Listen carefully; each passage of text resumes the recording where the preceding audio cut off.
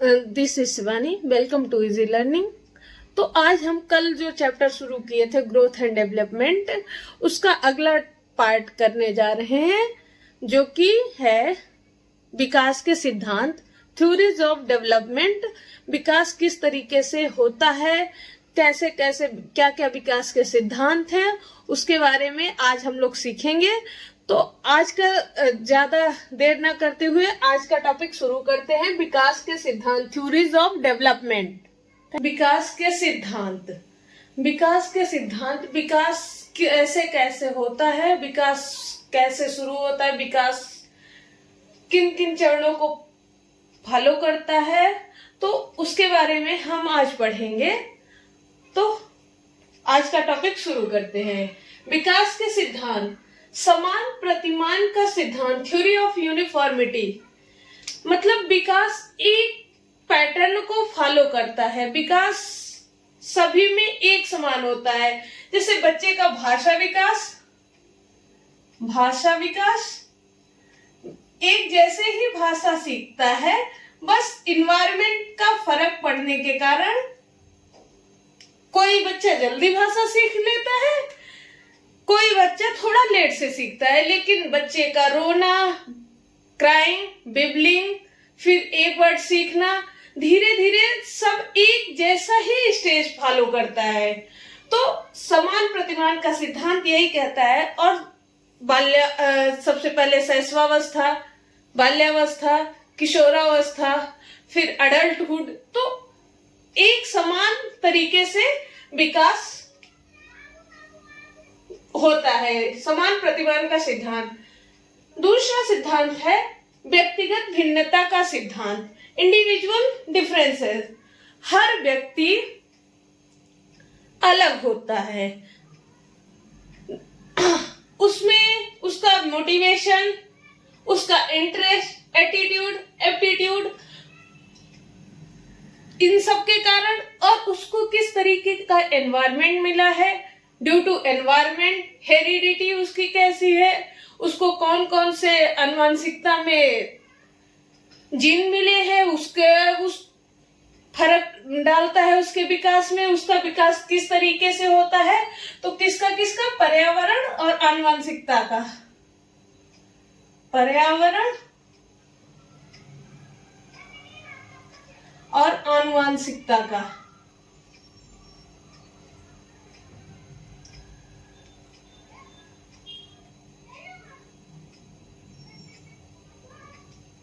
उसके विकास में बहुत फर्क पड़ता है। वो किस तरीके के एनवायरनमेंट में रह रहा है, उसको कैसा एनवायरनमेंट मिलता है। एनवायरनमेंट के कारण ही कोई बच्चा जल्दी भाषा सीख लेता है, कोई बच्चा थोड़ा लेट में बोलना सीखता है। तो ये उसका पर्यावरण के कारण, और कुछ बच्चों में आनुवंशिकता के कारण वो जिंदगी भर बोल ही नहीं पाते हैं। कुछ ऐसे कारण हो जाते हैं कि उनमें बोलने की क्षमता ही नहीं विकसित हो पाती। फिर है सामान्य से विशिष्ट क्रियाओं का सिद्धांत, जनरल टू स्पेसिफिक। जैसे बच्चा जब छोटा था तो पूरी बॉडी हिलाते हुए चलता था, सीधे सीधे, और ऐसे झपट्टा मार के कुछ भी पकड़ना हो, पूरा का पूरा मुट्ठी, वो सामान्य क्रियाएं करता था। फिर जब बड़ा हुआ, दो उंगली से पेन पकड़ा और जनरल टू स्पेसिफिक चला। वो फिर उसकी सीखने की क्षमता, वो ड्राइंग बनाना, कला बनाना, तो वो सारी स्पेसिफिक क्रियाएं करने लगता है। अगला सिद्धांत है विकास की दिशा का सिद्धांत, किस डायरेक्शन में विकास उसका होता है। उसमें पहला है सिफेलोकाउडल और है प्रॉक्सिमोडिस्टल, मस्तिकाधोमुखी और दूरस्थभिमुख। ये होता है हेड टू टो, मस्तिकाधोमुखी, हेड टू टो, और ये होता है centre to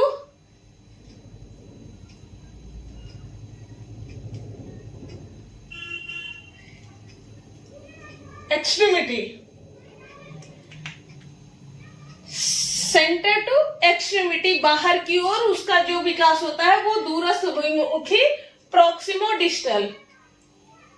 head to toe, सिर से लेके पैर की ओर, वो होता है सिफेलोकाउडल। हेड टू टो और सेंटर टू एक्सट्रीमिटी। अगला सिद्धांत है पूर्वानुमान का सिद्धांत।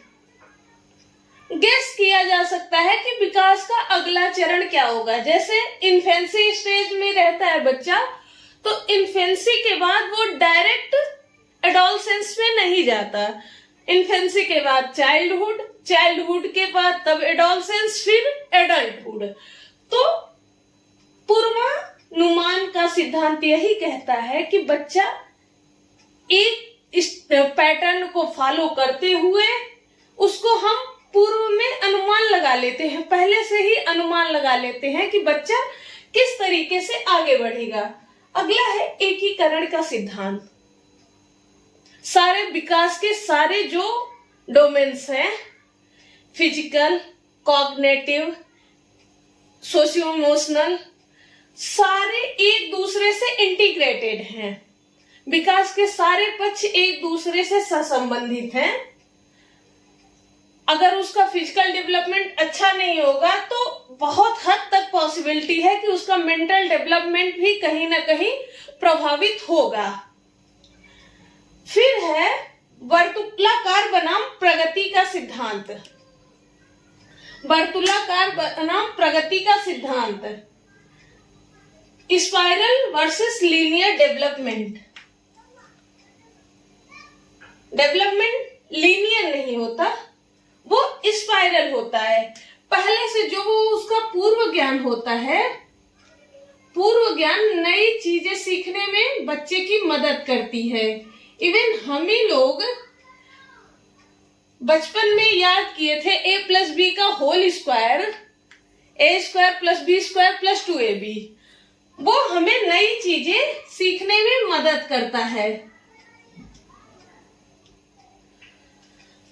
तो फिर हमें वो चीजें याद करने की जरूरत नहीं पड़ती। वो चीजें जो पहले से सीखी हुई चीजें होती हैं, वो नई चीजें सीखने में मदद करती हैं। विकास सह संबंधित होता है, जैसा कि पहले बताया एकीकरण में। अगर बच्चे का फिजिकल डेवलपमेंट अच्छा रहेगा तो वो उसका कॉग्निटिव डेवलपमेंट भी अच्छा होता है। उसका मानसिक जब विकास अच्छे से होता है तो वो समाज में सामाजिक उसका जो रोल है, सोशल रोल, वो अच्छे से उसको फॉलो करता है। वो समाज में अच्छी भूमिका निभाता है और उसको अपने फीलिंग्स पे कंट्रोल रहता है। अगला है प्रारंभिक विकास सबसे महत्वपूर्ण। अगर बच्चे का प्रारंभिक विकास ही प्रभावित हो जाए तो वो फिर आगे उसका विकास में ब्रेक लग ही जाता है। अगर किसी बच्चे का चाइल्ड ट्रॉमा है, वो चाइल्ड ट्रॉमा उसको जिंदगी भर हिट करता है। वो बढ़ता है आगे, लेकिन अगर वैसी परिस्थितियां आ जाती हैं तो फिर वो अपने आप में ही लिमिटेड हो जाता है। क्रिटिकल पीरियड ऑफ डेवलपमेंट, जो प्रारंभिक विकास है, जो प्री डेवलपमेंट, पहले जो डेवलपमेंट उसका बाल्यावस्था की शैशवावस्था, उसमें जो डेवलपमेंट होता है वो क्रिटिकल पीरियड होता है। उस टाइम बच्चे को बहुत संभाल के उसका रखा जाता है, जिससे वो किसी तरीके से एक्सटर्नल फैक्टर से ना प्रभावित हो जाए, जो कि उसके लिए ट्रॉमा बन जाए। शुरुआती अनुभव, जीवन भर प्रभाव। जैसा कि बताया कि जो उसको बचपन में अनुभव मिल जाते हैं वो फिर उसकी जिंदगी भर उसका वो प्रभाव डालते हैं। अगर किसी बच्चे के साथ स्कूल में कुछ घटना हो जाए तो वो फिर सिर्फ स्कूल बस में अगर उसके साथ कुछ बुरा हादसा हुआ तो उस तरीके की सिचुएशन जिंदगी में कभी भी आएगी तो वो उसमें वो उसका ट्रॉमा हो जाता है। वो फिर उससे शायद ही कभी निकल पाता है। विकास क्रमबद्ध व क्रमिक होता है, एक सीक्वेंस को फॉलो करता है, एक एक सीढ़ी आगे बढ़ता जाता है। विकास एकदम से नहीं होता और ना ही विकास को रोका जा सकता है। विकास क्रमबद्ध व क्रमिक होता है। विकास एक सीक्वेंस को फॉलो करता है। सबसे पहले प्रीनेटल, फिर इन्फेंसी, फिर चाइल्डहुड, फिर एडोलसेंस। तो एक सीक्वेंस को फॉलो करते हुए विकास आगे बढ़ता है। Thank you everyone. तो होप आज की क्लास आप लोगों को समझ में आ गई होगी। How was it, let me know. और आप लोग इसी तरीके से सपोर्ट करते रहिए। Thank you.